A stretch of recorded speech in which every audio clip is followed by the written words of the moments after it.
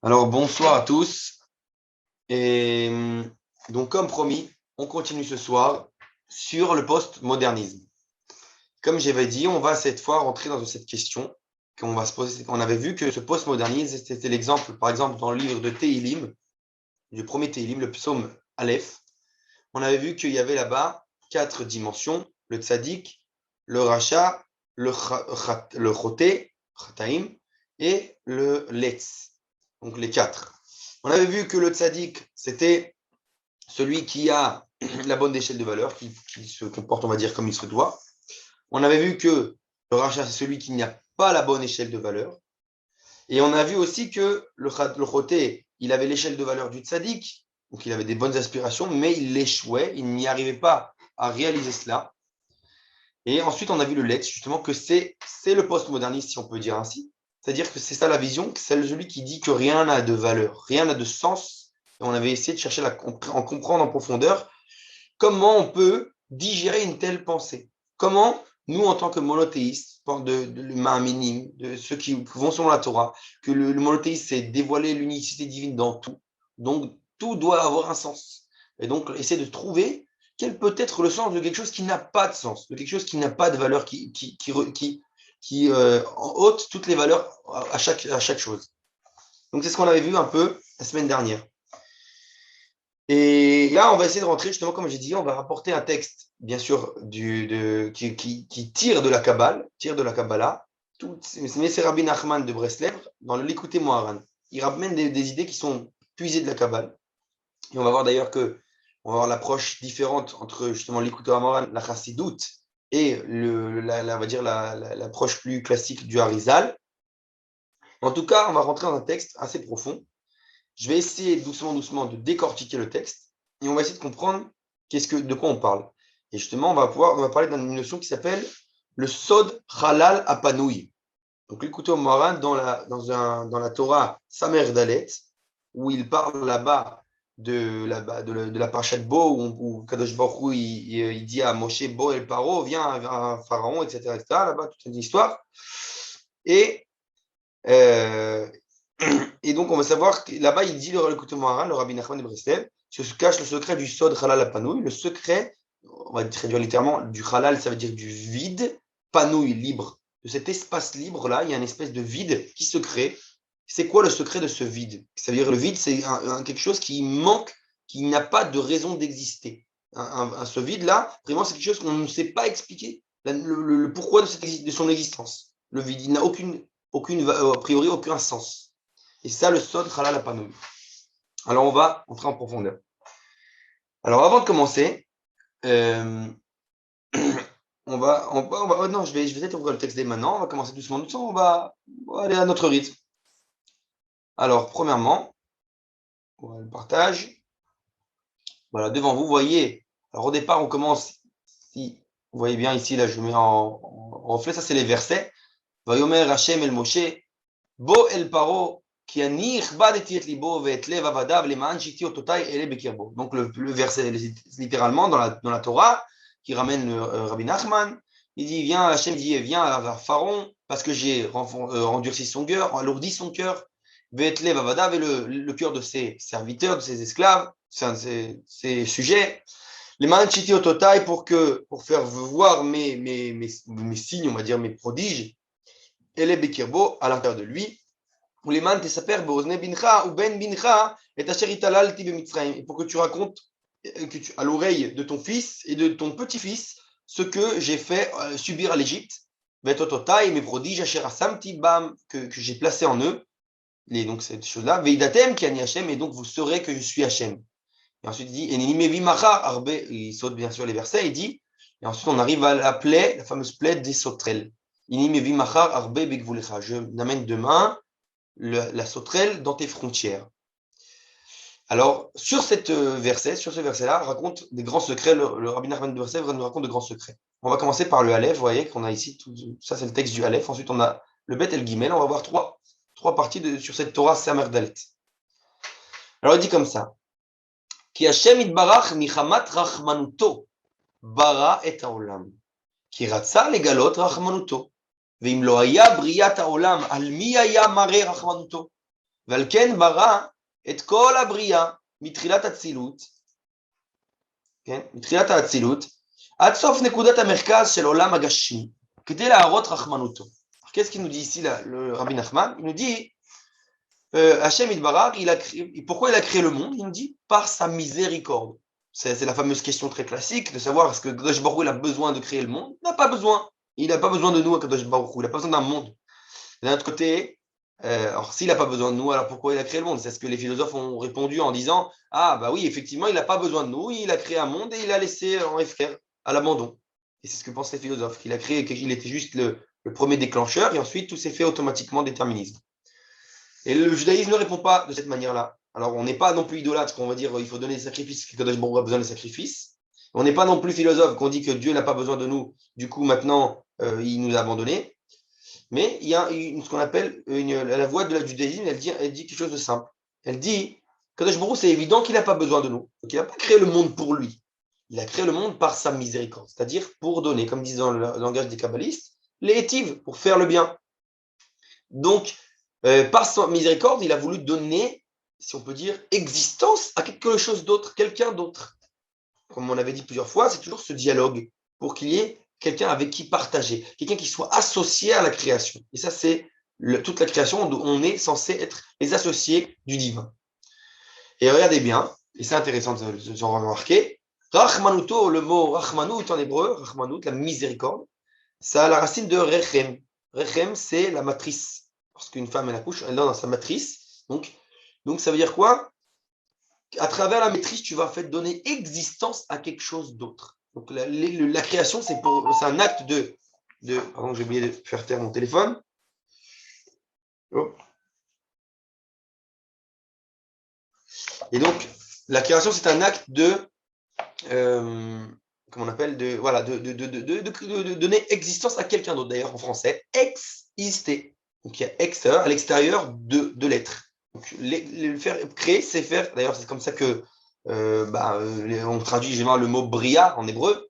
Bar, comme en arabe, bar, bra, c'est à l'extérieur de.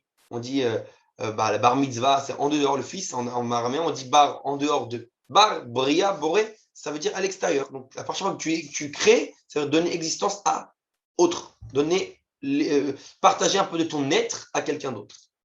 Donc, ça, c'est la création. Et donc, c'est pour cela qu'Akadosh Baruch Hu crée le monde, par sa grande miséricorde, pour nous donner une existence par nous-mêmes. Maintenant, Kasher Atza Hashem Itbarar Livro et Haolam, Lo Haya Makom Levoro. Ça, c'est un secret de la Kabbale très connu, très classique, et il est compris de différentes manières. Il dit, lorsque Kadosh Baruch Hu il a voulu créer le monde, il n'y avait pas de place, entre guillemets, pour le créer, puisque Kadosh Baruch Hu remplissait le tout. Il est Melo Malé Koloras Kevodo. Kadosh Baruch Hu remplit toute l'existence. Mais Chamat Shaya Akol Ensof, puisque tout était infini. Alken, c'est pour ça que Kadosh Baruch Hu a réduit cette lumière sur les côtés. Alors, encore une fois, tous les termes qu'on va employer ici ne pas prendre au sens littéral, puisque on parle de choses très profondes, on parle du secret de la création.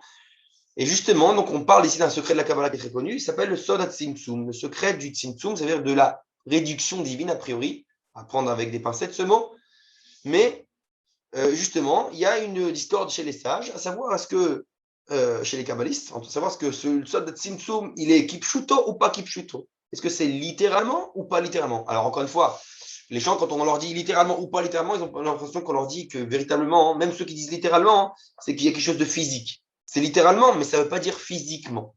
On ne parle pas de physique, on ne parle pas d'être à ce degré-là quand on parle du divin. C'est évident. Mais qu'est-ce que ça veut dire littéralement? Ça, on va voir ce que ça veut dire.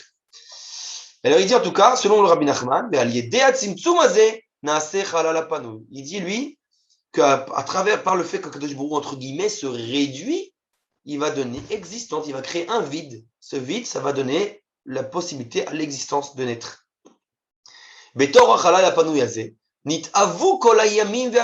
Donc tout va se procréer de l'intérieur. Chez Embriat Haolam. Et c'est ça la création du monde. Et regardez, mettre en parenthèse, ça vient de Etzraïm, comme on sait, ça, dans le Harizal. Et c'est important quand même de préciser. Je ne sais pas si je le précise tout. Non, on va préciser peut-être après, pas tout de suite. Je continue un peu d'abord.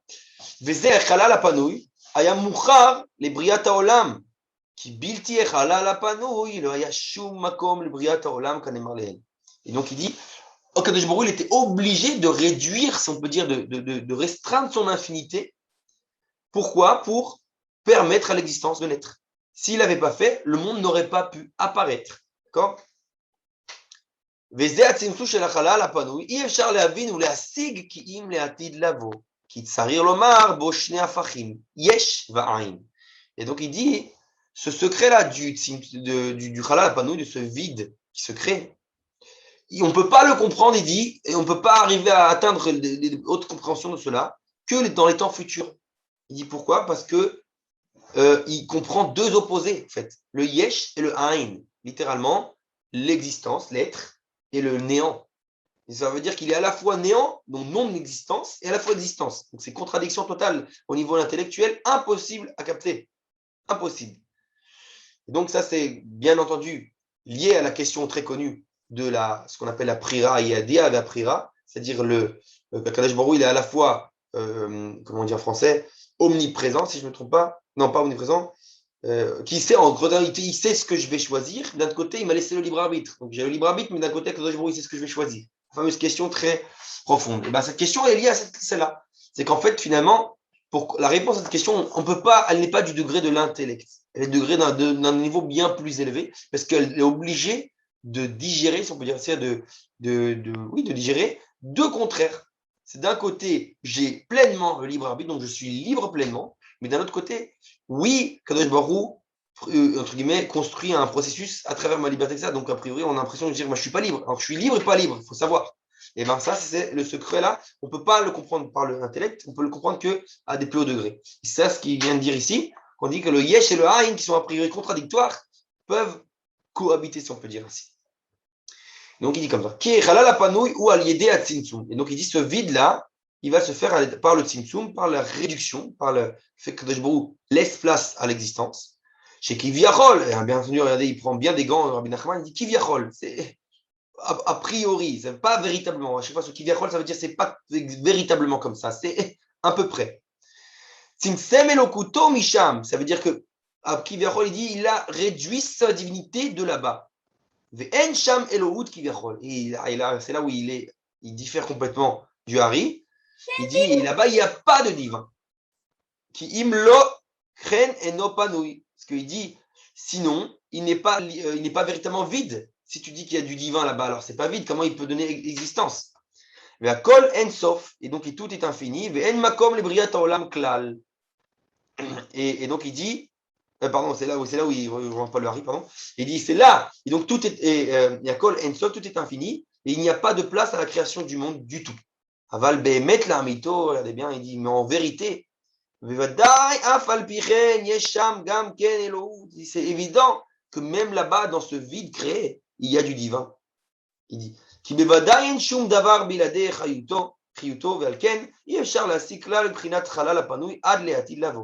et donc, il dit, parce que c'est évident que Dieu se trouve aussi là-bas, se dévoile aussi là-bas, mais c'est comme c'est incompréhensible au niveau de logique, alors on dit que c'est quelque chose qu'on pourra comprendre quand dans les temps futurs. Lorsqu'il y aura le tikkun sofi, etc., on peut dire la Géoula Shlema, peu importe, en tout cas, les Atid Lavo, dans les temps futurs.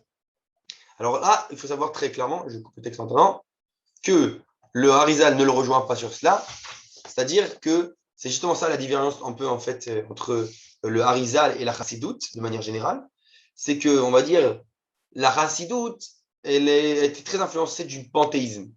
Et on va dire que c'est un peu l'approche du Ramak, pas le Hari, le Ramak. C'est une autre approche dans la Kabbale. Le Ramak, il parle, alors ça ne veut pas dire qu'il véritablement, bien sûr, en profondeur, les deux ne se contredisent pas. Ils parlent de deux choses d'un référentiel différent. Ça veut dire que d'un côté, la Chassidoute dit panthéiste, donc Dieu remplit le monde entier, même là où a priori il ne semble pas apparaître. Donc, comme on vient de dire, ce vide-là qui se crée. Selon le Hari, on se concentre, non, c'est lorsque Kadosh Baruch Hu, il se, entre guillemets, réduit, alors il se réduit véritablement, et véritablement, le divin ne se trouve a priori pas, ne se dévoile pas ici. Donc il va falloir, c'est pour donner existence, ça veut dire que l'homme, l'existence à part entière, c'est pas du bluff. L'existence, elle est vraie. Le libre arbitre, il est véritable. Je suis vraiment indépendant, j'ai véritablement des choix qui peuvent influencer tout le cours de l'histoire, etc., etc. Et donc, En fait, ça veut dire que c'est cette contradiction dont j'ai parlé que j'ai avec le libre arbitre et le fait que Kadosh Baruch c'est tout. C'est savoir que, bon, finalement, ces deux parallèlement se font. Même si au niveau de l'intellect c'est illogique et complètement incompréhensible, mais c'est un fait. C'est que selon le judaïsme, on a mis les deux. Les deux sont les bases de la mouna du judaïsme. Savoir que je suis entièrement, pleinement libre et véritablement je peux influencer tout le cours de l'histoire. Mais d'un autre côté, Kadosh Baruch c'est évident qu'il se dévoile et qu'il sait tout à l'avance. Il se dévoile dans tout. Il se dévoile exactement dans tout. Et donc, ça dépend quel est le référentiel. Si je regarde avec des yeux divins ou avec des yeux humains. Ce qu'on appelle ça c'est qu'on en parle souvent, même au niveau de la Teshuvah, etc., ce sujet du Bediavad Enoshi, qui est un Lechatrila Elohi, c'est-à-dire un a posteriori au niveau de l'homme, mais un a priori au niveau du divin. Ça veut dire que Kadosh Baruch Hu, il a prévu nos chutes, il a déjà engraissé dans son programme, si on peut dire ainsi, toutes les cours de l'histoire, même si à nous, à notre niveau, c'était véritablement une chute, c'était un Bediavad, j'avais pas prévu ça a priori, j'avais prévu autre chose, mais c'est comme ça que les choses se sont déroulées, et maintenant, même à travers ça, je propose des voiles. Alors là, on va dans la direction donc du l'écouter Moharan, du Rabbi Ahmad de Breslev. C'est-à-dire que le référentiel, c'est le divin, là. On s'apparte un peu moins à ce qui se passe chez l'homme. Quelque chose qui dépasse l'homme. Ok, maintenant, on va continuer le bête. Je vais ramener le bête. Une seconde. Tac. Tac. Alors, je vais bouger ça. Voilà. Est-ce que vous voyez tout le monde le texte? Très bien. On continue. Alors, hop. Il continue et il dit Rabbi Nachman, Veda sheeshne mine apikorsut. Il dit il y a deux sortes de apikorsut. Alors comment le traduire apikorsut? On va dire de renégat, de kfira, je ne sais pas comment on peut traduire exactement. Apikorsut, ça veut dire c'est quelqu'un qui rejette, on va dire qui rejette le divin, on va dire. Il dit il y a deux formes d'apikorsut. Sheba michormot achitzoniot, qu'elles viennent des sagesses extérieures. Ve'alav ne'emar, Vedama shetashiv. Ah, pardon, j'ai fait un mot. Il dit Yesh apikorsut, la première, Sheba michormot achitzoniot, qui vient des sagesses extérieures. Ve'alav ne'emar, et sur elle, il est dit Vedama shetashiv la apikoros. Et c'est sur elle qu'il est dit cette fameuse phrase des stages. Sache quoi répondre à l'apikoros. Tu dois savoir quoi lui répondre. Ce renégat-là, celui qui a plein de difficultés, de problématiques vis-à-vis des questions, on va dire, théologiques, etc., etc. Tu dois savoir quoi lui répondre. Tu dois avoir du répondant. Tu ne dois pas être un ignorant qui base tous ces arguments. Et donc les sages ont dit Dam, shetashiv la apikoros. Qui est apikorsut, azot, yesh alea tshuva. Parce qu'il dit cet apikorsut de ce style-là, on l'appelle ça le style numéro 1, parce qu'il y en a deux. Le style numéro 1, il dit, elle a la teshuva, elle a une teshuva possible. Elle peut faire teshuva. Qui zot apikorsut, véritablement, elle vient juste d'une sagesse extérieure. Chez Mbami, mimotarot, qui vient de toutes sortes de choses superficielles, mi prinot shvirat kelim. Il appelle ça prinat shvirat kelim, c'est-à-dire, comment traduire, prinat de la dimension de shvirat kelim. Shvirat kelim dans la Kabbalah aussi, c'est pareil. Ça s'appelle comment dire en français, la brisure des vases, on va dire, traduire généralement. La brisure des outils, des ustensiles. Et donc, il dit, cette forme-là d'apikorsut, elle est du degré de la brisure des vases. Ça veut dire quelque chose que tu peux réparer. C'est brisé, tu peux réparer. Et là, elle a une réparation, elle a un tikkun. Il dit parce que du fait qu'il y a trop de lumière, elle n'a pas pu digérer toute cette lumière et elles sont cassées, ça a cassé les vases, ça a cassé l'ustensile, le réceptacle. Et de là, on commençait à se créer les écorces, les clipotes, les choses dire, négatives, extérieures. Mais c'est de là que viennent les sagesses extérieures, donc les sagesses extérieures, entre guillemets, à l'Esprit Saint, à la prophétie, etc. De tout ce qui ressort, les écorces, les clipas, comment dire en hébreu, de la Gdusha. Et je précise ici que Brahman Litou disait tout le temps Da Mashtashiv la Apikoros, il explique que Da Mashitashiv est Apikoros. Ça veut dire, il dit sache que chez Tashiv, tu peux le faire revenir à Apikoros, le Apikoros. Ne désespère pas de lui. Il explique la phrase un peu différemment. Tashiv, ça veut dire le faire revenir, le faire retourner. Donc tu peux le retourner, il a de l'espoir, il n'est pas perdu. Encore une fois, ça, si on va dans le sens de Rabbi Nachman, c'est que cette sorte, ce style numéro 1 d'Apikorsut. Et il continue. כמו אצל האדם, יש כמה מיני מותרות ופסולת, כגון ציפורניים ושיער וזיע ושאר פסולת ומותרות, כי כן כל חוכמה חיצונה בא ממותרות ופסולת ידועה של הקדושה, וכן קישוב בא ממותרות ופסולת ידועה. Bon, je ne vais pas traduire chaque terme, parce que le texte est un peu long, mais en tout cas, il dit comme au niveau du corps. On a des choses physiquement dans le corps qui sont du psolète, c'est-à-dire des choses, on va dire, superflues. Et il donne exemple, par exemple, les ongles, les cheveux, la transpiration, etc., etc. Ce sont des choses qui ressortent, on va dire, qu'on doit se débarrasser, j'ai envie de te dire tout le temps, on doit se couper les cheveux, on doit se couper les ongles, on doit bien sûr se nettoyer la transpiration, se doucher, etc. Donc il y a des choses qui sont la conséquence du fait qu'on le vit, alors on a des choses négatives qui ressortent de nous, qu'on doit retirer. Et donc, nous aujourd'hui qu'on connaît très bien le tube digestif, etc., on sait très bien que on va encore même plus loin. Maintenant, Ve'alken mi shenofel apikorsut azot, et dit c'est pour ça que celui qui tombe dans cette apikorsut là, Av shevadai tsar livro aruli malet misham, ach af al pichen mi shenofel lesham, efshar lo limso atzala latzet misham, ki yuchal limso sham et Hashem yitbarach, im yevaksheu veidreshenu sham, ki machar shehem baim mishvirat kelim, ישם כמה ניצוצות הקדושה, וכמה אותיות שנשברו ונפלו לשם כידוע. על כן יוכל למצוא שם אלוהות ושכל ליישב הקושיות של האפיקורסות הזאת הבאה מחוכמת החיצוניות, שהם באים ממותרות ושירת כלים, כי יש שם חיות אלוהות, היינו שכל ואותיות שנשברו ונפלו לשם, ועל כן האפיקורסות הזאת יש עליה תשובה, ועליו נאמר ודע מה שתשיב לאפיקורס. Donc là, on voit qu'apparemment, Rabbi Nachman a pris un peu dans le sens de Manitou, chez Tachib, de le faire revenir, et donc il nous explique ici que, comme on a dit, il a l'espoir. Et regardez bien, là, je vais accentuer un mot qui est repris plusieurs fois là par Rabbi Nachman, le mot sham. Vous voyez bien le mot sham? Il dit, il y a là-bas. C'est vrai qu'il faut s'en écarter, c'est dangereux, cette application, etc., etc. Mais il dit, il y a quand même là-bas, il dit, entre guillemets, tu peux trouver des raisons, tu peux trouver un sens à ces arguments, tu veux trouver une racine dans la Gdusha. T'enlèves les clipotes, t'enlèves tout le balagan qui est autour, tu peux en trouver là-bas la Gdusha qui ressort. Donc il dit, ceux-là, ils ont un espoir, c'est pour ça qu'on peut les faire revenir. Tu vois, il y a quelque chose à récupérer de là-bas. C'est pour ça qu'il précise tout le temps le mot là-bas. Il dit, on peut trouver là-bas, encore une fois, je l'exige là-bas. C'est-à-dire que là-bas, il y a quelque chose. Il y a quelque chose que, a priori, manque chez nous. C'est ça qu'il faut bien se dire. Ok? Pardon. Maintenant, Aval Yeshod min apikorsut. Alors là, il va parler maintenant de la deuxième apikorsut. Alors avant de commencer la deuxième, je veux juste préciser pour la première. En fait, le problème de la première, c'est pourquoi elle a de l'espoir? Parce que quelque part, c'est quoi le premier? C'est celui du rachat quand on avait parlé du Télim. Le rachat, hein, on avait dit qu'il a une autre échelle de valeur. Donc l'autre échelle de valeur, pourquoi il a de l'espoir, lui? Il a une autre échelle de valeur. Son échelle de valeur, elle est complètement au contraire du tzaddik. Mais il a de l'espoir parce que son échelle des valeurs, l'ordre est différent. Mais les valeurs sont les mêmes. Il a pris les valeurs du tzaddik, il a juste un autre ordre, comment il leur donne ses valeurs dans sa vie. Et donc, lui, il a de l'espoir parce que ça vient juste d'un bilboul, d'un désordre, comme on a dit, d'une surplus de lumière, de trop de valeurs, il n'a pas su ordonner. Et donc, il est devenu rachat.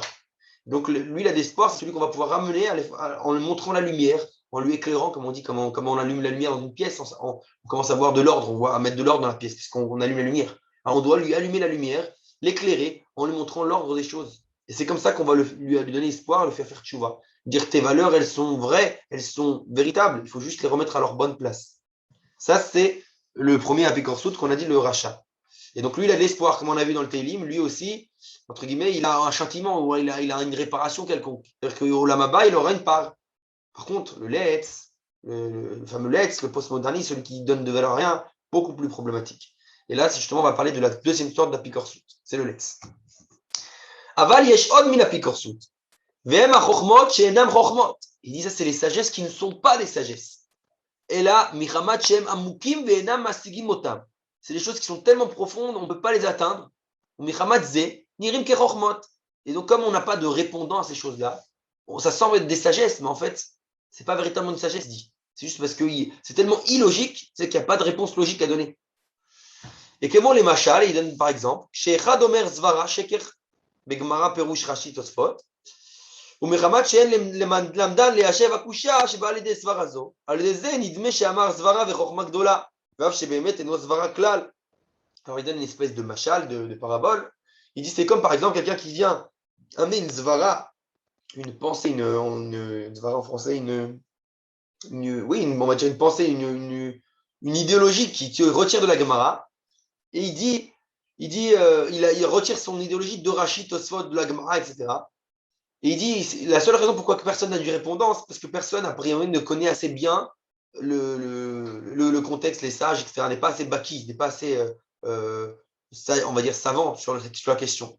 Mais il dit, et donc on a l'impression qu'il dit que ce qu'il dit, c'est vraiment intelligent. Ça a une base, parce que personne ne connaît vraiment de quoi il parle. Et donc il dit, il dit, celui qui, si on savait un peu les choses dans leur contexte, on connaissait les sources qui rapportent, on se disait, mais non, c'est n'importe quoi ce qu'il dit. Mais comme on n'a pas, et on a des outils qui nous manquent, alors on ne sait pas quoi répondre, alors on a l'impression que c'est une sagesse, on a l'impression que c'est intelligent ce qu'il dit. Parce que lorsqu'on n'a pas de répondant, on a l'impression qu'on est obligé de répondre. Si on ne répond pas, c'est un manque chez nous. Alors ça, on a dit, ça c'est au degré du premier apikoros. Au degré du deuxième, on va voir que ce n'est pas tout à fait. Il dit Ken yeshkama mevuchot bekushot etzel hamachakrim. Par exemple, il donne de l'exemple des mechakrim, tous ceux qui ont tout le temps remis en question toutes les théologies, tout ça, que ce soit philosophes, savants, etc. Chez Behemet enam shum chokhma, il dit vraiment, ils n'ont aucune sagesse. C'est pas une véritable sagesse. Il dit vakushot betelim meikara, il dit toutes leurs kushot, les arguments, leurs difficultés, leurs questionnements, ils sont annulés dans leur base. Pourquoi? Il dit parce que c'est juste parce que parfois l'intellect humain n'a pas la réponse au degré intellectuel, alors on a l'impression que c'est une sagesse, parce qu'on ne peut véritablement pas répondre au degré intellectuel. Mais le fait qu'on ne sache pas répondre au degré intellectuel, ça ne veut pas dire qu'il n'y a pas de réponse. Ça veut juste dire que la réponse n'est pas au degré intellectuel. Ça, c'est un point important. Et donc il dit Behemet, Ifshar le Yashev Elu Akushot. Qui est l'ouakouchot, c'est la picorsut azot, baïm michalal apanu. Et voilà. Donc il dit, cette apicorsut-là, elle n'est pas comme la première, les shvirat kelim, la brisure des vases. Elle est bien plus profonde à la racine. Il dit, ces questionnements-là, ils viennent de la racine, du secret, du halal apanu, ce vide libre qui s'est créé. Donc le sodat simtsum. Asher betore halal apanu, en sham elohut ki viachol. Encore une fois, il utilise le mot ki viachol, parce que lui, selon lui, Akadosh Baruch Hu, il est de partout. Il est panthéiste, comme les chassidim. Et donc il dit, là-bas, il n'y a pas a priori de divin. Il dit, on a l'impression qu'il n'y a pas de divin. Le divin ne se trouve pas, c'est pour ça qu'on n'arrive pas à trouver de réponse. Et donc les questions qui viennent de là-bas, regardez encore une fois, il accentue le misham, le là-bas, mi prinat halal panoui, elles viennent du prinat halal panoui. On ne peut pas leur trouver de réponse. Trouver là-bas Hashem Itbarach, on ne peut pas trouver Hashem Itbarach, on ne peut pas voir comment il se dévoile là-bas. Qui est loa yamotse sham gam ken et Hashem Itbarach im ken lo haya panoui. Parce que comme on a dit au départ, s'il voyait là-bas Hashem, alors il n'y aurait plus de halal panoui, il n'y aurait plus de vide, il n'y aurait plus place à l'existence. Ve'aya kol en sof, et tout n'aurait été que infini. Alors j'ai envie de traduire à ma manière cette phrase en disant, c'est le fameux le fondement du judaïsme. À quoi bon, d'ailleurs c'est ce que pense l'islam, et c'est ça l'absurdité dans l'islam à ce degré-là, c'est de dire, c'est en fait, si tu disais que tout est divin, donc tu as ôté l'existence, donc tu as ôté le libre arbitre, donc à quoi bon le châtiment, à quoi bon tout? Si véritablement on n'a pas d'existence, on n'est qu'un espèce de pion, alors rien n'a de sens, plus rien n'a de valeur. Donc c'est pour ça qu'il faut bien comprendre que lorsqu'il nous dit il n'y aurait pas d'existence, ça veut dire que c'est évident que si véritablement Kadosh Baruch Hu, entre guillemets, je ne pouvais pas véritablement choisir, alors si je suis un pion d'échecs et maths, ça n'a aucune valeur, il n'y a aucun sens à ma vie. Il n'y a d'ailleurs aucun sens à la récompense, aucun sens au salaire, tout le judaïsme n'a aucun sens. Et donc c'est pour ça qu'il faut bien comprendre que c'est l'existence et être, on a dit être à l'extérieur d'eux. Donc tout le sens de l'existence, c'est le fait qu'on est véritablement quelque chose qui n'est pas Dieu, a priori. Okay, oui, on a une partie du divin en nous. Comme on a dit, c'est ce partage, cette miséricorde que le Jéhovah a mis en nous. C'est une part de cet infini. Mais que justement, on doit dévoiler dans le monde fini. Ça, c'est notre part du travail. Et c'est sur cette apikorsut-là qu'il est dit, Kol baya lo yeshuvu. Comme il a dit, ramène un verset de Michelet, des Proverbes, de Shlomo Melech. Il dit que tous ceux qui vont à elle, lo yishuvun, on ne peut pas les ramener. On ne peut pas répondre, aucune réponse à donner, puisque ça vient d'une racine beaucoup plus profonde. Qui est une shum tshuva à la pikorsut azot. Mais achar sheba michala la panouille, chez misham tzimtzem elokuto kivachol, puisque de là-bas, c'est réduit le divin a priori. Comment dit, j'accentue toujours le kivachol a priori. C'est pas, selon au moins du moins les chassidim, véritable. Rak Israël al yedei emuna ovrim al kol ha-chochmot. Et voilà, là on arrive à la dimension d'Israël. Là on arrive à une autre dimension. Là on arrive à la dimension qui nous dit il y a autre chose. C'est le degré d'Israël. Justement, Israël, comment on apprécie à tous nos cours, on le précise toujours. On n'est pas un peuple particulier parce qu'on est plus intelligent. On n'est pas plus intelligent, on n'est pas plus, je sais pas moi, on n'a pas plus de capacité intellectuelle dans quelconque domaine. Comme il dit les sages, ils ont dit Chorma bagoïm ta'amin. La sagesse chez les goïm, tu dois croire, il y a de la sagesse. C'est-à-dire que c'est pas ça qui fait, ça veut dire que les goïm, on a aussi une sagesse. Mais c'est-à-dire que c'est pas ça qui fait qu'on est particulier. Ce qui fait qu'on est particulier, c'est d'être les ambassadeurs de Dieu sur terre, donc les prophètes, la prophétie, la parole divine sur terre. Et quand on parle de parole divine, on ne parle pas de sagesse intellectuelle. On parle comme on a dit au niveau de la Kabbalah, de réceptacle. On reçoit quelque chose de divin, quelque chose qui nous dépasse même. D'ailleurs, c'est pour ça que même les prophètes, comme on dit, chacun déjà il prophétisait selon son signon, c'est-à-dire selon son style à chaque prophète, chaque nefesh, chaque âme est différente. Et bien entendu, il n'était pas forcé que chaque prophète connaisse les secrets de sa propre prophétie, puisqu'il n'est qu'un finalement, il doit être un vecteur du divin. Ce divin, il dépasse même totalement la prophétie du prophète lui-même. Et donc, c'est justement ça. Donc, les réponses à toutes ces questions-là, qui dépassent l'entendement humain, elles puisent bien plus profondément, elles puisent justement dans la prophétie, dans le divin. C'est-à-dire que j'allais dire presque métaphysique, mais je n'aime pas trop parce que ça paraît un peu réductible ce terme. Mais en tout cas, ça veut dire qu'on parle du degré de l'infini. Quand on parle de l'infini, c'est quelque chose, et ça, on en avait parlé la semaine dernière, qu'on peut comprendre pas au niveau intellectuel, au niveau du vécu, au niveau d'une expérience vécue, vivre quelque chose. Et donc, regardez bien, il dira qu'Israël a aidé Emouna ovrim al kol ha-chochmot. Il n'y a que Israël par la Emouna. Alors la Emouna dans le sens profond du terme, pas dans le sens de la traduction chrétienne foi.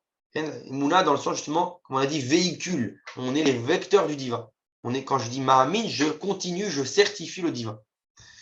Donc il dit, et ovrim al kol ha-chochmot. Et donc on surpasse toutes les sagesses. C'est ça qui fait qu'on est particulier. Et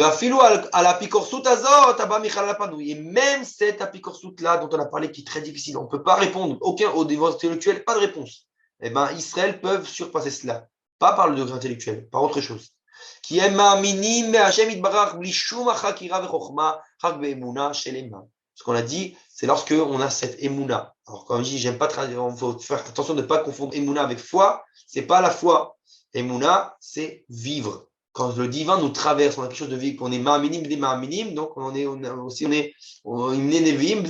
on est des fils de prophètes, fils de prophètes. Même si concrètement, on n'est pas tous prophètes maintenant, tout de suite, mais on a en nous, en potentiel, ce degré de prophétie. Tout juif assis sur sa terre d'Israël peut potentiellement prophétiser.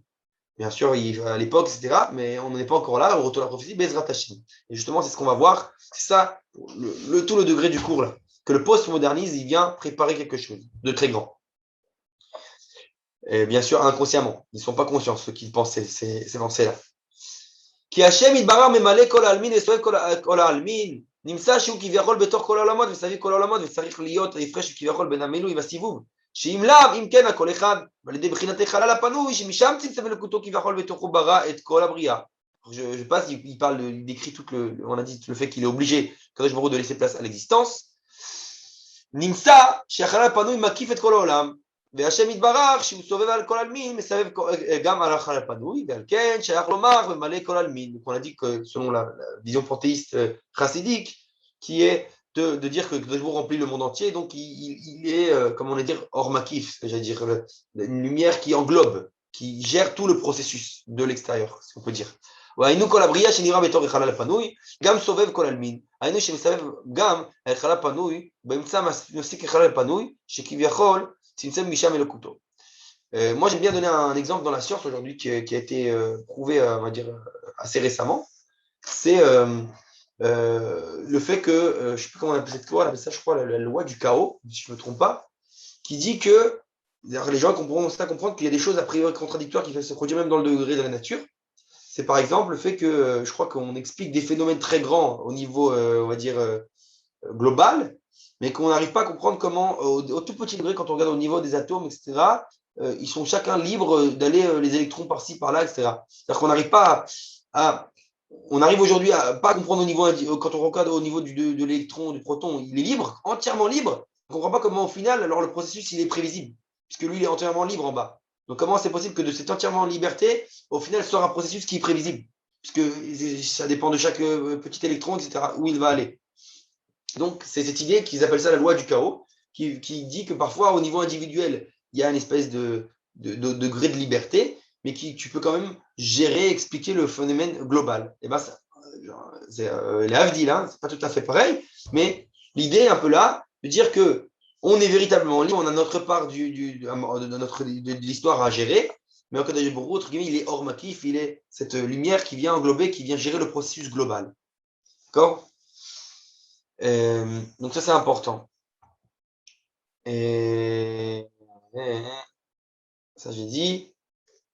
Maintenant, je continue. Aval behemet la mito bevada yesh aleem tshuva. Il dit, véritablement, il y a, en vérité, tshuva même, à la Pécorsot, la deuxième. Bevada yesh sham elokut itbarach. Il y a là-bas du divin. Donc on a dit là où, a priori, il n'y a pas.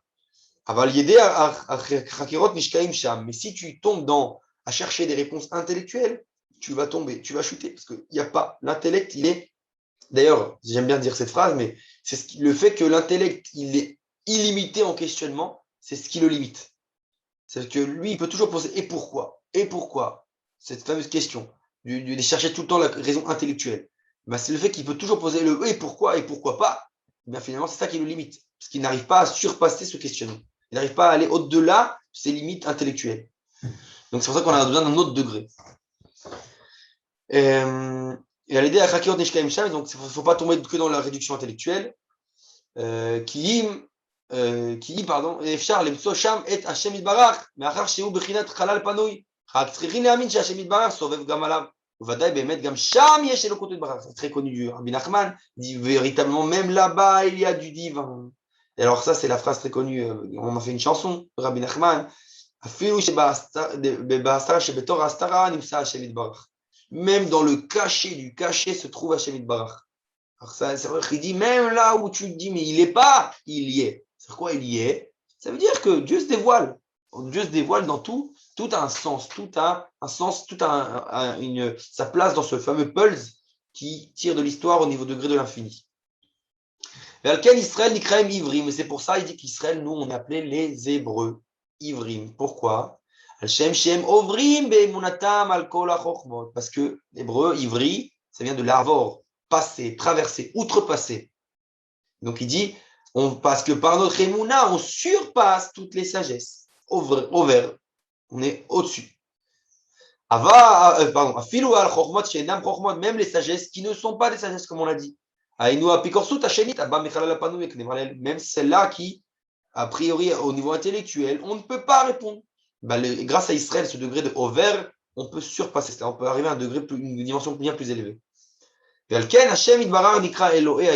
ça que Dieu il est appelé le Dieu des Hébreux, Milshon Everanar, comme on a dit avec Abraham, etc., de la langue Everanar, de l'autre bout, l'au-delà du fleuve. Donc c'est l'au-delà. De l'au-delà, on a une autre dimension. Les choses d'Adin, le côté à côté, on va dire une autre chose. היינו שאלוקותו מסבב גם על חלל פנוי, והבא לידי צמצום, שיצאים לעבוד לדין, על כן ישראל נקראים עברים, שעל ידי אמונתם שמאמינים מה שמתברך אלוקו עברים, הם עוברים על כל החוכמות, ועל כן הם משנה חוכמות, היינו הפרסות, il répète un peu, ועל כן בוודאי, et c'est pour ça que c'est évident, מזה האפיקורסות השנית, ודאי צריך להיזהר יותר ויותר לברוח ולהימלט משם, regardez bien, il dit il faut faire très très attention avec cette apicoursute là, il faut s'éloigner, il faut fuir, il faut la fuir, il faut se sauver de là-bas. Regardez bien de Misham, encore une fois. Sans trop, on va dire, cogiter intellectuellement. Ou les habits, ou regarder Bidvarem Klal, en donnant trop de poids à leurs paroles. Qui chaz ve shalom, bevada ishkasham, parce que sinon tu vas couler là-bas, tu vas te faire avaler là-bas. Qui a lave Neymar, Kol Bayala lo Shirun. Parce que c'est sur ça qu'il est dit, tous ceux qui y sont été ne reviennent pas. Parce que quand si tu cherches des réponses intellectuelles à quelque chose qui n'en a pas, bah, tu n'auras jamais fini. Ça, c'est la suite. Maintenant, je continue la dernière partie parce que le temps passe quand même. La troisième, Gimel, le fin du Likutim Moharan, sur notre histoire. Regardez bien. Hop. Il dit Arda im yesh sadik gadol. Et regardez bien. Il dit s'il y a un grand sadique, parce que là, il vient de nous dire de fuir cet apikorsut. On ne doit pas toucher à ça. Et là, il dit si tu saches que s'il y a un sadik gadol, un très grand sadique, chez Prinat Moshe, qu'il est de la Prina Moshe, ou Sarir Davka, les Ayen d'Ivrea apikorsut Elou. Lui, il dit il doit approfondir dans cet apikorsut là. Il doit, oui, aller chercher la Gdusha qui est là-bas. Même si on ne peut pas les résoudre au niveau intellectuel. Par le simple biais qu'il va commencer à approfondir là-bas,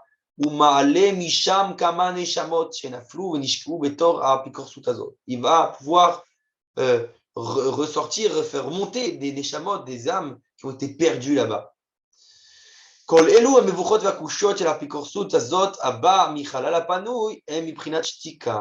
Il dit toutes ces difficultés qui se posent, ces questionnements que se pose cette apikorsut-là, elles sont de la prinat shtika, le silence. Alors, il y a le secret du silence chez Rabbi Nachman. C'est-à-dire qu'il n'y a pas de sechel et pas d'intellect. Ça veut dire, comme on dit en français, parfois on n'a pas les mots. Parce que les mots sont trop réductibles pour pouvoir exprimer cela. Donc, ça veut dire que c'est quelque chose qui est au-delà de l'entendement. Alors, chez Rabbi Nachman, le secret est très la shtika, c'est une haute valeur. Et d'ailleurs, je vais rapporter deux histoires. Bon, d'abord, il y a l'histoire des sages qui est rapportée dans le Talmud avec Moshe Rabbeinu, que lorsqu'il a demandé de voir le Beth Midrash de Rabbi Akiva, etc., Kadosh Baruch Hu lui a donné a priori deux réponses a priori contradictoires en lui disant qu'il lui a dit quoi, il a vu là-bas Rabbi Akiva qui est dépecé avant sa mort, etc., etc. Il a dit quoi, c'est ça la Torah et c'est son salaire. C'est comme ça qu'on doit récompenser un grand Talmid Chacham de l'envergure de Rabbi Akiva. Et la Gemara, elle dit, alors Kadosh Baruch Hu lui répond, Shtok, Kachalta Memorshavatrila. Donc il lui dit deux réponses. D'abord, tais-toi, et ensuite, ainsi est venu dans ma pensée originelle. Alors, tu peux dire ainsi est venu, mais tu aurais pu te suffire de ça. C'était mon plan originel. Pourquoi il lui dit Shtok? Parce que justement, parfois, c'est pas ici. Le Shtok, ça veut dire tu dois digérer. Tu dois essayer de comprendre, d'avaler de ce dont on est en train de parler. Cette shtika, le grand secret du shtika. Alors, on raconte, à propos du Rav David Nazir, un des élèves du Rav Kook, qu'une fois, quelqu'un est venu lui poser une question dans le Beth Midrash. Il arrive avec ses questions. Il a vu le Rav Nazir qui s'asseyait en silence. Il s'est assis en face de lui. Et pendant une demi-heure, ils sont assis l'un en face de l'autre, totalement silencieux. Après une demi-heure, celui qui vous posait la question, il a dit j'ai reçu toutes les réponses que j'ai besoin et il est parti. Ça veut dire que parfois le silence, il exprime énormément, beaucoup plus que les mots. C'est le secret de ce que vient de dire Rabbi Nachman, qui vient nous dire qu'il y a un truc qu'on ne peut pas exprimer par les termes, parce que c'est au-delà de l'intellect, c'est au degré plus profond. Qui a bria ita l'idée à Dibour. Il dit justement la création, elle a été par le Dibour, la parole. Qui est Moshikatou, comme il écrit, Vidvar Hashem, Shamaim Nasu, par la parole d'Hashem, les cieux se sont faits. Piv, Kol Tzvaam, et par le souffle de sa bouche, toutes les armées célestes. Et donc, quand on parle de dibour, de parole, il y a sagesse, donc limité, quelque part. Il dit parce que tous les paroles, c'est les sortes choses qu'on peut sortir de notre bouche. Il y a dam itavu kol advarim shel kol abria. Ou que mosh katuv kulam berochma. Tout ça, tu as fait par sagesse. Donc la parole, c'est l'expression de la sagesse. Donc le dibour, la parole, elle est la frontière de toutes les choses. Tu limites, c'est la limite. Donc Kadosh Baruch Hu, il a limité, encore une fois, là, on voit ce degré du Tzimtzum, il a limité sa sagesse divine infinie dans des lettres, dans des formes, c'est enfermé quelque part. C'est pour ça que les chassidim disent souvent, il faut savoir lire le blanc qui est entre les lettres. Parce qu'il lui aussi, il exprime énormément. שאותיות אלו הם גבול לזה, ואותיות אלו הם, פרדון, אותיות אלו הם גבול לזה. אבל בחלל הפנוי, שהוא מקיף כל העולמות כנאמר לעיל, והוא פנוי מכל כביכול כנאמר לעיל, אין שם שום דיבור ואפילו שכל בלא אותיות כנאמר לעיל, על כן המבוכות הבאים משם הם בחינת שתיקה. Et donc il dit ce qui dépasse l'entendement, ce qui dépasse la sagesse, ce qui dépasse l'expression, qui ne peut pas être limité, c'est du degré de la shtika, du silence. D'accord? C'est ça, c'est le gros degré. C'est-à-dire du degré que c'est au niveau du vécu, j'appelle ça moi. Ok, Moshe Matzno be Moshe, comme on a trouvé chez Moshe, il rapporte ce que j'ai dit oralement. Sha'al al mitat Rabbi Akiva zot Torah veze srara, eshivo lo shtak, karala be marshava. Aïnou she'atat tsari lishtok. Il lui dit d'abord, tu dois te taire. Ou livli lishol tshuva, veterutz al kushia zo, ki kach ala be marshava. Il dit d'abord tais-toi. Ensuite, tu commences à avoir des réponses à tes questions. Chez où les ma'ala minadibur, parce que c'est au-delà de la parole, de la sagesse. Alken atat tsari lishtok al she'ela zo, ki u bchinot ala be marshava, she'en sham dibur liyashev ota. כמו כן, אלו הקושות המוכרות שבאים בחלל הפנוי, שאין שם דיבור ולא שכל ואין עליהן, על כן הם מבחינת שתיקה וצריך רק להאמין לשתוק שם. על כן אסור לכנוס אליהן בדברי הפיקורסות המבוכות אלו, כי אם צדיק שהוא מבחינת משה, juste quelqu'un qui est arrivé au degré de Moshe, à ce niveau-là, pas à tous les degrés peut-être, du moins, et ben, il peut se permettre de faire ce travail-là, qui Moshe ou מבחינת שתיקה, מבחינת שנקרא כבד פה, il était, comme on pourrait dire, lourd de parole. Que justement, le fait qu'il est lourd de parole, ça donne expression à quelque chose qui est au-delà de la parole. Bichinat shtika, chez les malamina dibou, au-delà de la parole. C'était Moshe. Le ken tzadik, chez Bichinat Moshe, Bichinat shtika. Yachol layen, me dit vraiment, regardez la conclusion, très importante. Il dit c'est pour ça que le tzadik qui est de la Bichinat Moshe. Il n'a pas dit forcément comme Moshe, on est grand tzadikim, etc. Mais il dit en tout cas, ce tzadik-là qui est comme Moshe à ce degré-là, Yachol layen, lui, il peut approfondir ces grands questionnements, ces grandes questions à Pirkorsut. Chez Bichinat shtika, ils sont du degré de la shtika. Et et lui, il dit au contraire, il faut précisément qu'il le fasse. On a besoin de ce travail-là. Pour faire monter les neshamot qui sont tombés là-bas. Alors voilà, avant de continuer le dernier texte, est-ce que jusque-là c'est clair? Est-ce qu'il y a des questions avant que je continue on va dire. Là, pour l'instant, on a fini Rabbi Nachman, le texte de Rabbi Nachman. Maintenant, comme à mon habitude, on va conclure par un texte du Rav Kook sur la question. Et je veux juste préciser quelques points importants. Oui, je disais, la frontière de la télé, etc. C'est ce que moi j'ai appelé, enfin, ça c'est moi qui le dis, je n'ai pas pris du livre. On va dire que c'est ce que je fais, les souffrances dans la vie, le vécu, ce que j'appelle le vécu. Les choses qu'on vit, c'est beaucoup plus même que le simple sentiment, c'est beaucoup plus que l'intellect, c'est beaucoup plus que beaucoup d'autres choses. Ça dépasse. C'est quelque chose, c'est pour cela d'ailleurs que c'est ce genre on va dire, de savoir, de ce style-là, c'est quelque chose qui est très difficile de transmettre, puisqu'il faut le vivre pour le comprendre. Et c'est pour ça que c'est tous les secrets de la Kabbale. À l'origine de l'origine de l'origine, on a dit les secrets de la Kabbale, c'est une transmission des choses qui avant étaient vécues. Et donc, c'est très difficile. Pourquoi? Parce que pour véritablement comprendre les choses, il faut être au degré de ce vécu. Et c'est pour cela que les sages ont dit la Kabbale, on ne peut pas la transmettre n'importe qui. Il faut qu'il soit assez mûr au niveau du vécu pour comprendre tel point ou tel point. Chacun selon certains degrés qu'ils comprennent. Un degré va comprendre, un degré va pas comprendre. Ça dépend de ce qu'il a vécu. Et c'est possible qu'il va comprendre à un certain degré, à son degré de son vécu. Mais à un autre degré, une plus grande dimension, il comprendra même encore plus en profondeur plus tard, etc., etc. Ça veut dire qu'il y a quelque chose de très... Et c'est pour ça qu'on ne dit pas ces choses-là, on va dire, trop publiquement, etc., même si je rentre dans la question d'aujourd'hui, les générations particulières, etc. Je ne vais pas rentrer dans cette question. Mais en tout cas, dans cette origine, la Kabbale doit se transmettre, mais il faut savoir justement adapter la lumière de cette transmission au réceptacle que j'ai en face de moi. Où il se situe, lui. Parce que parfois, il va y avoir un problème de fréquence. Si je parle à une certaine dimension, mais que lui ne se situe pas là, alors il va peut-être capter quelque chose. Mais la question, qu'est-ce qu'il va capter? Est-ce que c'est ce que j'ai voulu transmettre? C'est pas sûr. Et parfois, il va peut-être capter plus encore que moi ce que j'ai voulu transmettre. Ça, c'est le degré de l'infini. Donc ça, c'est important. Ça, c'est ce qu'on dit. J'ai posé une fois la question à mon Shiva ici. Quand on dit, Moshe, il a bien dit qu'une seule chose. Comment c'est possible qu'il y a eu tant d'opinions qui sont sorties d'une parole de Moshe qui a été dit? Alors, il faut comprendre justement que alors j'ai demandé, est-ce que Moshe, entre guillemets, savait ce qui allait sortir de toutes les branches et ce qui allait sortir de lui? Alors il nous a dit pas forcément. Quand on regarde, on analyse véritablement dans la Hari, on peut comprendre que il a dit une chose, mais comment ça va s'habiller après dans différentes formes, ça, c'est les générations, c'est l'infinité de la Torah. C'est ce que Rav Metou il disait tout le temps en disant Moshe Kibel Torah, Misinaï. Il a reçu la Torah, mais pas à Torah. Parce que à Torah, c'est infini. Le degré infini, ça se dévoile continuellement. Donc, c'est important. Et donc, c'est pas que Moshe, tous les sages. Donc, à chaque fois qu'ils disent une chose, ben, différents prismes, ça va être intercepté par différents prismes, différentes manières d'intercepter les choses. Donc, forcément, il y aura différentes facettes à ces paroles-là. Ça ne veut pas dire que c'est pas ce que le Rav a dit. Il l'a dit. Seulement, ça peut s'habiller de différentes manières. Et voilà. Maintenant, le dernier texte. Combien de temps il nous reste?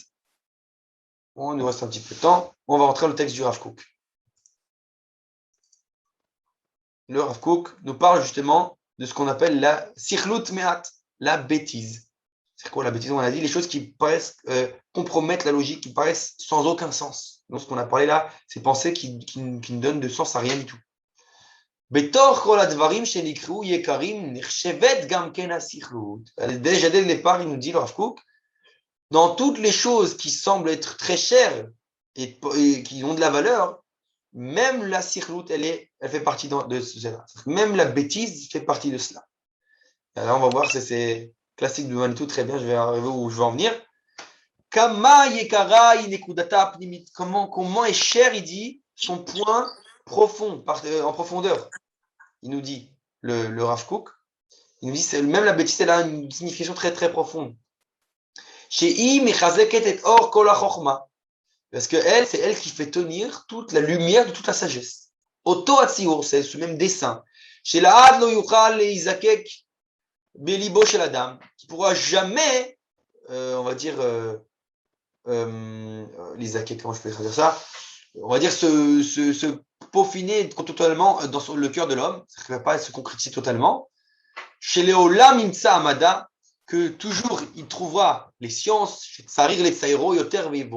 va toujours trouver des choses pour clarifier de plus en plus, Yoter Meudan de manière plus fine, ou Anosé Shel Kol Azikukim. C'est ça le porteur, le sujet de tous les zikukim. Alors littéralement c'est les feux d'artifice, on va dire les éclairages.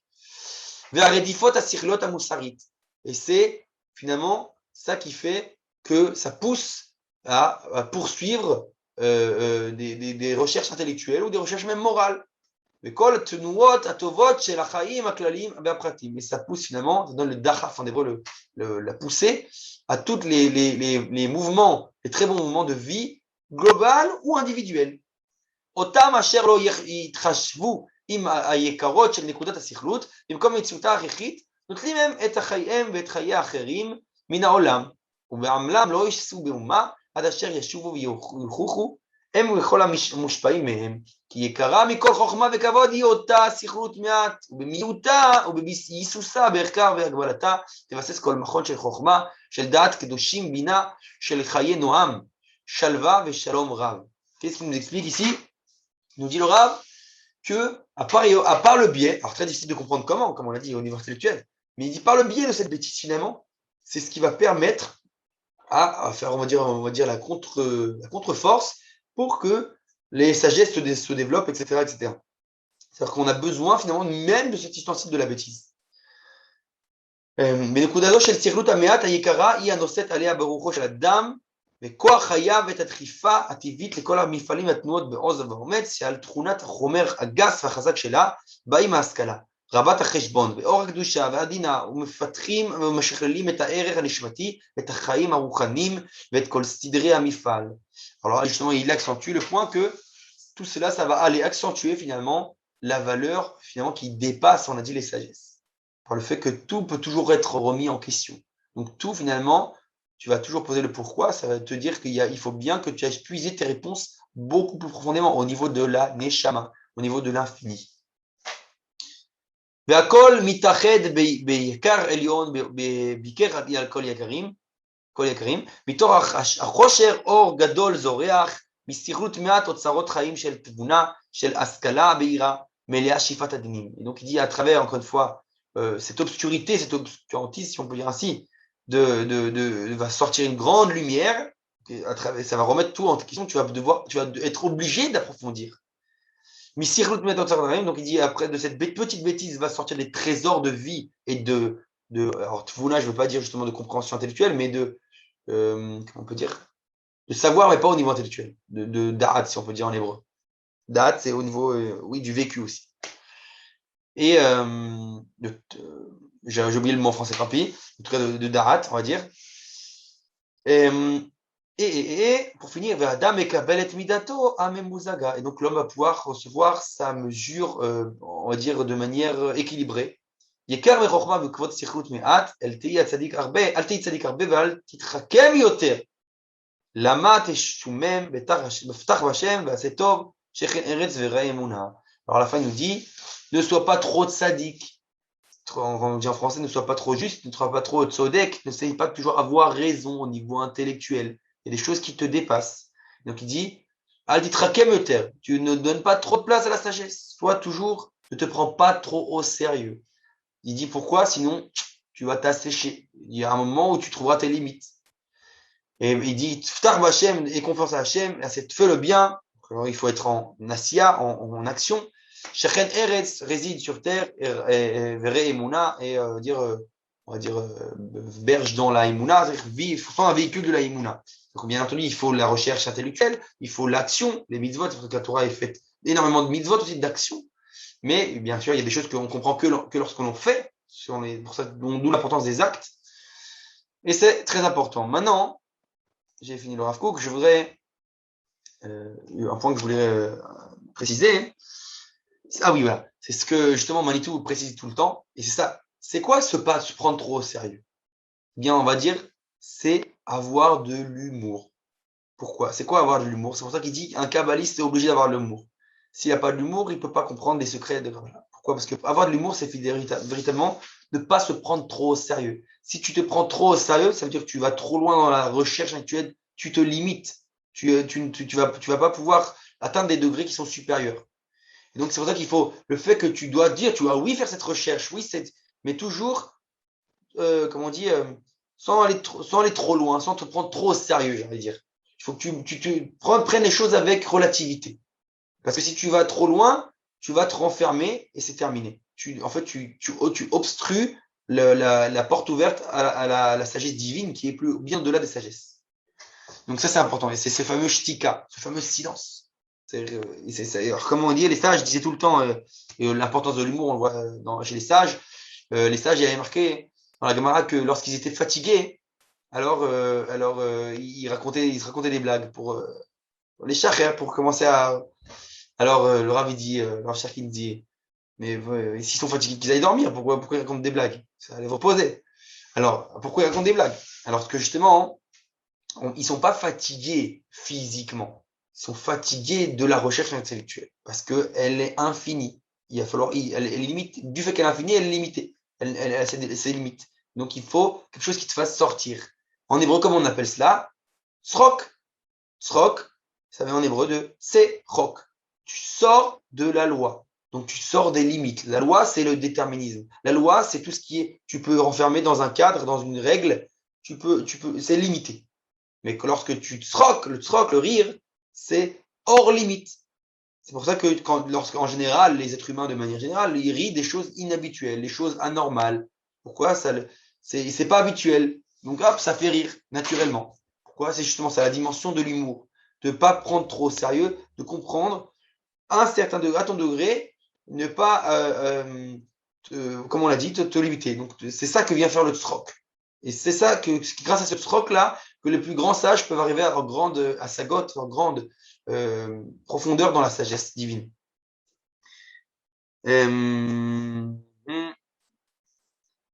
Et alors justement, et c'est ce qui manque, on a dit justement, c'est ça toute la différence finalement entre le Mahamin, le véritable Mahamin, et, comme on avait dit le tzaddik dans le psaume, et le Bletz, le moqueur, celui qui est le postmoderniste. Pourquoi? Parce que le postmoderniste prend son questionnement trop au sérieux, il part trop loin dans sa recherche intellectuelle. Alors que le Mahamin, finalement, il rit de tout. Parce qu'il sait qu'au final, tout va vers le tov, tout va vers le bien. On sait qu'il y a cet infini qui se dévoile à travers tout. Donc on sait que finalement, qu'est-ce que je peux atteindre, moi, de mon degré humain, intellectuel? Pas pas énormément. Je peux, bien sûr, atteindre des choses. Mais il faut bien comprendre que je ne suis pas infini. Du simple fait que je suis créé, je suis limité. Et ça, c'est la base. Et c'est du Kadosh Baruch Hu, lorsqu'il a créé le monde, comme on l'a dit au départ, c'est par Rahmanout, par miséricorde, pour nous laisser place à notre existence. Et c'est bien entendu qu'on est quand même existence, donc on n'est pas infini. On doit dévoiler cet infini, on doit être ces vecteurs. Voilà. Combien de temps il nous reste? 2 minutes. Est-ce qu'il y a des questions? Pas de questions? Aucune question? Bon. Alors, j'espère avoir été clair, parce que comme on l'a dit, c'est un sujet pas évident. Ah oui, je précise pour conclure quand même, un point très important, que tout ça, justement, ça vient donner la place au postmodernisme dans notre ère, dans notre génération. Bien comprendre que c'est en fait une sorte de préparation au retour à la prophétie. Parce que justement, c'est ça que c'est la prophétie. C'est très mal compris que la prophétie, c'est une sorte de visionnaire. On n'est pas des visionnaires qui viennent dire le futur. La prophétie, c'est dévoiler une parole divine qui fait, en fait, qui est degré de sagesse divine, qui est au-delà de tout entendement, au-delà de sagesse. Et donc ça, c'est quelque chose qu'on a besoin d'un switch complètement dans la culture humaine pour comprendre qu'il y a des choses qui dépassent l'être humain. Parce que pendant 200 ans, comme le Zohar dit, les portes de la sagesse ont été ouvertes et on a découvert plein de sciences, on a découvert des limites incommensurables de l'intellect humain. Mais bien ça, on commence à découvrir même maintenant doucement que même ça, c'est limité. Et donc, c'est ça qui va donner la place, la préparatoire à la prophétie au degré de l'infini. Voilà. On est dans une période préparatoire au retour à la prophétie. Ouais. Alors, il n'y a pas de question, Raph, parce qu'on respecte la shtika. C'est par le silence qu'on fait venir toutes les énergies. Mais ce premier cours, avec l'arrivée du troisième temple qui est derrière vous, c'est un grand bonheur. Je ne vais pas monopoliser la parole, mais j'ai beaucoup de choses à vous dire. Peut-être que j'aimerais beaucoup échanger avec vous en parallèle, parce que vous avez dit vraiment beaucoup de choses. Et moi, j'ai reçu beaucoup d'énergie. Là, je suis ravi. Merci. Merci beaucoup. Alors, on se retrouve la semaine prochaine, les Hachem, comme d'habitude. Et le sujet donc, toujours selon le livre du Uri Cherki, d'Assoula, je ne sais pas si vous voyez le livre, il n'apparaît pas à cause du. Hop. Voilà. Et le sujet la prochaine fois, ça va être justement maintenant les religions d'Extrême-Orient. On va dire bouddhisme, hindouisme, tout ça. On va voir donc qu'est-ce qu'on en pense, où sont les sortes de Gdusha, elles sont où les étincelles de Gdusha là-bas. On va voir. Qu'est-ce qu'on a à en retirer de ça? Voilà. Eh ben, c'était ça. Merci beaucoup. Alors, la semaine prochaine, j'espère qu'on soit nombreux. Kol Tov. Amen. Amen, merci. Bonsoir. Au revoir.